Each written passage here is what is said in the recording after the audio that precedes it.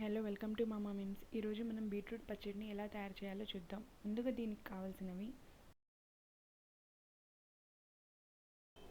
2 నుంచి 3 medium size beetroot, పచ్చిమిర్చి, కరివేపాకు రెమ్మలు, సరిపడా ఉప్పు, జీలకర్ర, పసుపు, ఆవాలు, పెసరపప్పు, శనగపప్పు, చింతపండు, చిన్నుల్లిపాయలు. ముందుగా బీట్రూట్ని ఇలా పీల్ చేసుకొని చిన్న చిన్న ముక్కలుగా కట్ చేసి పెట్టుకోవాలి. అలాగే పచ్చిమిర్చిని కూడా కట్ చేసుకొని పెట్టుకోండి. ఇప్పుడు ఒక ప్యాన్ తీసుకొని ప్యాన్ హీట్ అయ్యాక 2 నుంచి 3 టేబుల్ స్పూన్ల ఆయిల్ని వేయండి. ఆయిల్ హీట్ అయ్యాక మనం ముందుగా కట్ చేసి పెట్టుకున్న బీట్రూట్ మరియు పచ్చిమిర్చి ముక్కల్ని యాడ్ చేసి ఫ్రై చేసుకోవాలి.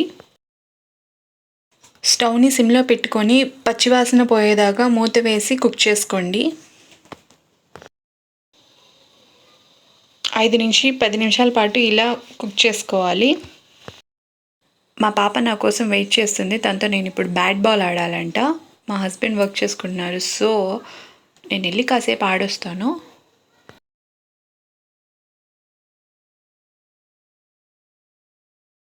ఆఫ్ చేసుకొని చింతపండు, చిన్నుల్లిపాయలని యాడ్ చేసుకుంటే అవి గ్రైండర్లో ఈజీగా నలుగుతాయి. ఇలా మూత పెట్టుకొని ఒక 5 నిమిషాల పాటు చల్లారనివ్వాలి.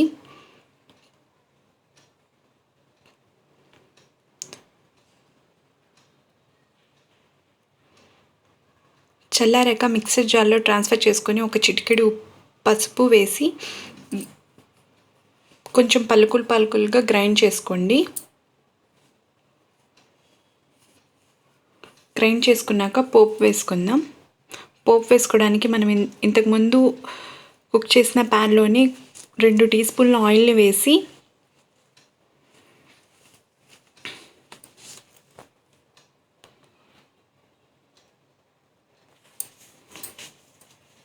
పెసరపప్పు, శనగపప్పు,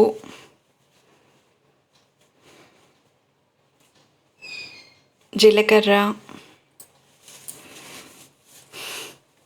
ఆవాలు,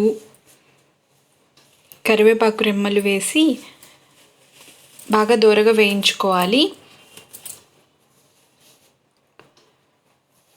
ఇప్పుడు దాన్ని చట్నీలోకి ట్రాన్స్ఫర్ చేసుకుంటే టేస్టీ బీట్రూట్ చట్నీ రెడీ. దీన్ని చపాతీతో కానీ రైస్తో కానీ సర్వ్ చేసుకోవచ్చు. నేను చేస్తుంటే మా పాప కూడా వచ్చి నేను కూడా చేస్తాను మమ్మీ అని ఫ్రై చేస్తుంది.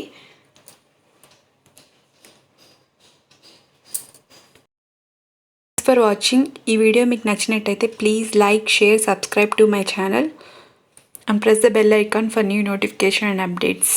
Thank you.